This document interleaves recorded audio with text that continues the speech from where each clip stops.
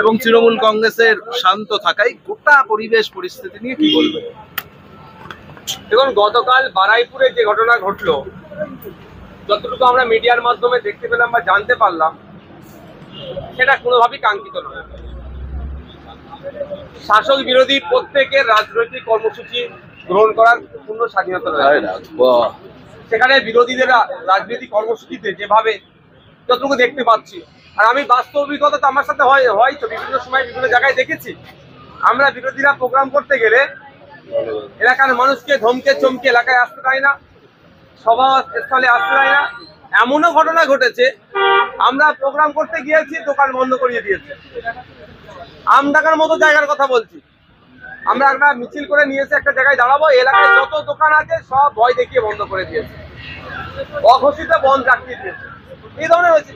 বারাইপুরে কি হয়েছে না হয়েছে মিডিয়ার মাধ্যমে যতটা দেখেছি এটা কাঙ্ক্ষিত নয়, কিন্তু ওই প্রসঙ্গটা যেভাবে আজকে বিধানসভার মধ্যে এসে যেভাবে বিজনেস ছাড়া ওইটাকে নিয়ে উত্তাল করা হচ্ছে, আমি এটা প্রশ্ন খুঁজে পাচ্ছি কোন অ্যাঙ্গেল থেকে। সেই এক জায়গায় ফিরে আসছে বাইনারি পলিটিক্স, সেই এক জায়গায় কোনো না মানে ভাবে এস্টাবলিশ করতে চাইছে এই পশ্চিমবাংলাতে বিজেপি আর তৃণমূলের বাইরে কোনো রাজনৈতিক দল নাই, এরাই একে অপরের বিরুদ্ধে লড়াই করছে, এটা প্রতিষ্ঠা করার জন্য এইগুলো চলছে। কিন্তু স্পিকারের বিরুদ্ধে যে অভিযোগ, সেই অভিযোগে কি আপনি কি অভিযোগ আছে? স্পিকার দলদাস, স্পিকারের মেরুদণ্ড নেই, এই সমস্ত যে বিষয়। দেখুন, আমি একজন বিরোধী বিধায়ক হিসাবে এটা বলতে পারি, এই প্রথম আমি স্পিকার দেখছি, এর লেফট ফ্রন্টের স্পিকারের সাথে আমি প্র্যাকটিক্যালি তার সম্মুখীন হয়নি। আমাদের পশ্চিমবাংলার বর্তমান বিধানসভার যিনি স্পিকার স্যার আছে, আমি বিরোধী হিসাবে বলছি, আমি যতটা আশা করি ততটা না পেলেও একজন আমি বিরোধী বিধায়ক হিসাবে, সিঙ্গেল বিধায়ক হিসাবেও কিছুটা হলেও আমি সহযোগিতা পাই। কিন্তু যে আশাটা আমি করি সহযোগিতার, সেই আশা হয়তো আমি পাই না। কারণ আপনাদের বলি, এই বিধানসভার মধ্যে আমার যতটুকু রাজনৈতিক জ্ঞান, যে আমার বসার জন্য একটা বড় রুমের বরাদ্দ হওয়া দরকার। আমি একাধিকবার চিঠি লেখার পরেও আমাকে কিন্তু এখানে রুম দেওয়া হয়নি, আমাকে লবিতে বসতে হয়, বিভিন্ন এখানে ওখানে বসে আমার যে কার্যকলাপগুলোকে আমাকে সম্পূর্ণ করতে হয়। কিন্তু আমি একটা বিধানসভা রেকর্ড যদি দেখি, দেখা যাবে ইতিপূর্বে ভিন্ন দলেরও একটা দুটো বিধায়ক থাকার পরেও তাদেরকে নির্দিষ্ট বসার একটা জায়গা দিয়েছিল, আমি পাইনি। এটা বলবো, আমার যে এমএলএ হোস্টেল আছে, আমি এমএলএ হোস্টেলে আমার জন্য রুম বরাদ্দ করা হয়নি। কারণ হিসাবে আমাকে দেখানো হয়েছে যে ডিস্টেন্স থাকলে রুম পাওয়া যায়, সেটার মধ্যে নাকি আমি পড়ছি না। কিন্তু আমি এ ধরনের অনেক উদাহরণ দিতে পারি যেখানে অল্প ডিস্টেন্সে অনেকের রুম এমএলএ হোস্টেলে তারা রুম পেয়েছে।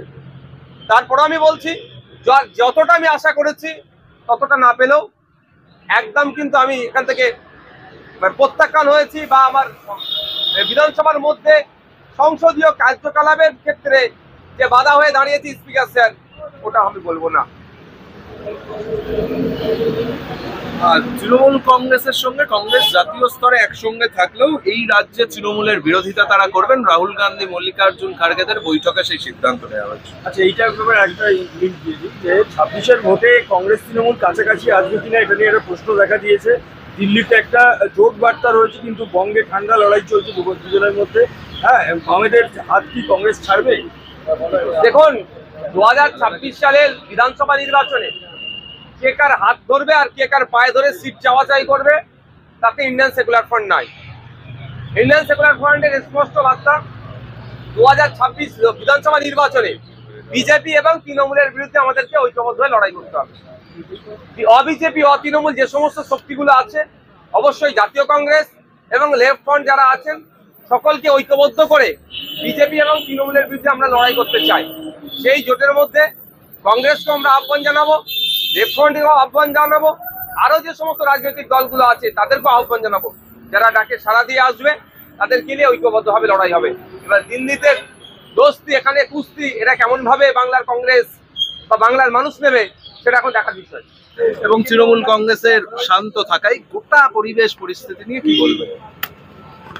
দেখুন, গতকাল বারাইপুরে যে ঘটনা ঘটলো, যতটুকু আমরা মিডিয়ার মাধ্যমে দেখতে পেলাম বা জানতে পারলাম, সেটা কোনোভাবেই কাঙ্ক্ষিত নয়। শাসক বিরোধী প্রত্যেকের রাজনৈতিক কর্মসূচি গ্রহণ করার পূর্ণ স্বাধীনতা রয়েছে। সেখানে বিরোধীদের রাজনৈতিক কর্মসূচিতে যেভাবে যতটুকু দেখতে পাচ্ছি, আর আমি বাস্তব অভিজ্ঞতা তো আমার সাথে হয় তো বিভিন্ন সময় বিভিন্ন জায়গায় দেখেছি, আমরা বিরোধীরা প্রোগ্রাম করতে গেলে এলাকার মানুষকে ধমকে চমকে এলাকায় আসতে দেয় না, সভাস্থলে আসতে দেয় না। এমনও ঘটনা ঘটেছে, আমরা প্রোগ্রাম করতে গিয়েছি, দোকান বন্ধ করিয়ে দিয়েছে। আমডাঙ্গার মতো জায়গার কথা বলছি, আমরা একটা মিছিল করে নিয়ে এসে একটা জায়গায় দাঁড়াবো, এলাকায় যত দোকান আছে সব ভয় দেখিয়ে বন্ধ করে দিয়েছে, অঘোষিত বন্ধ রাখিয়ে দিয়েছে। এই ধরনের হয়েছে।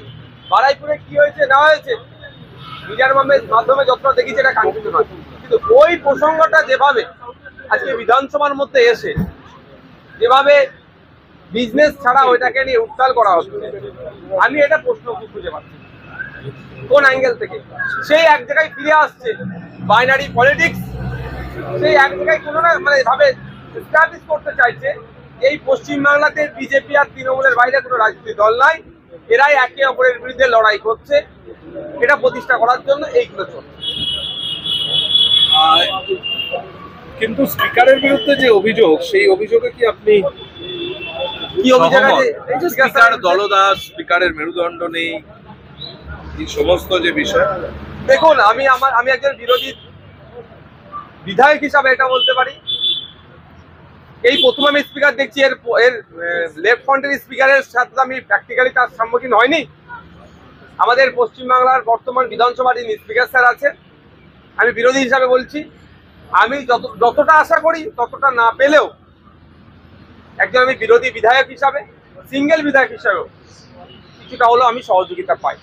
কিন্তু যে আশাটা আমি করি সহযোগিতার, সেই আশা হয়তো আমি পাই না। কারণ আপনাদের বলি, এই বিধানসভার মধ্যে আমার যতটুকু রাজনৈতিক জ্ঞান, যে আমার বসার জন্য একটা বড় রুমের বরাদ্দ হওয়া দরকার। আমি একাধিকবার চিঠি লেখার পরেও আমাকে কিন্তু এখানে রুম দেওয়া হয়নি, আমাকে লবিতে বসতে হয়, বিভিন্ন এখানে ওখানে বসে আমার যে কার্যকলাপগুলোকে আমাকে সম্পূর্ণ করতে হয়। কিন্তু আমি একটা বিধানসভা রেকর্ড যদি দেখি, দেখা যাবে ইতিপূর্বে ভিন্ন দলেরও একটা দুটো বিধায়ক থাকার পরেও তাদেরকে নির্দিষ্ট বসার একটা জায়গা দিয়েছিল, আমি পাইনি। এটা বলবো আমার যে এমএলএ হোস্টেল আছে, আমি এমএলএ হোস্টেলে আমার জন্য রুম বরাদ্দ করা হয়নি। কারণ হিসাবে আমাকে দেখানো হয়েছে যে ডিস্টেন্স থাকলে রুম পাওয়া যায়, সেটার মধ্যে নাকি আমি পড়ছি না। কিন্তু আমি এ ধরনের অনেক উদাহরণ দিতে পারি যেখানে অল্প ডিস্টেন্সে অনেকের রুম এমএলএ হোস্টেলে তারা রুম পেয়েছে। তারপরে আমি বলছি, যতটা আমি আশা করেছি ততটা না পেলেও একদম কিন্তু আমি এখান থেকে প্রত্যাখ্যান হয়েছি, বা আমার বিধানসভার মধ্যে সংসদীয় কার্যকলাপের ক্ষেত্রে যে বাধা হয়ে দাঁড়িয়েছি স্পিকার স্যার, ওটা আমি বলবো না। তৃণমূল কংগ্রেসের সঙ্গে কংগ্রেস জাতীয় স্তরে একসঙ্গে থাকলেও এই রাজ্যে তৃণমূলের বিরোধিতা তারা করবেন, রাহুল গান্ধী মল্লিকার্জুন খার্গেদের বৈঠকে সেই সিদ্ধান্ত নেওয়া হয়েছে। আচ্ছা, এইটার ব্যাপারে একটা লিঙ্ক দিয়ে দিই যে 26-এর ভোটে কংগ্রেস তৃণমূল কাছাকাছি আসবে কিনা, এটা নিয়ে একটা প্রশ্ন দেখা দিয়েছে। দিল্লিতে একটা জোট বার্তা রয়েছে, কিন্তু বঙ্গে ঠান্ডা লড়াই চলছে দুজনের মধ্যে। হ্যাঁ, আমাদের হাত কি কংগ্রেস ছাড়বে? দেখুন, 2026 সালের বিধানসভা নির্বাচনে কে কার হাত ধরবে আর কে কার পায়ে ধরে সিট চাওয়াচাই করবে, তাতে ইন্ডিয়ান সেকুলার ফ্রন্ট নাই।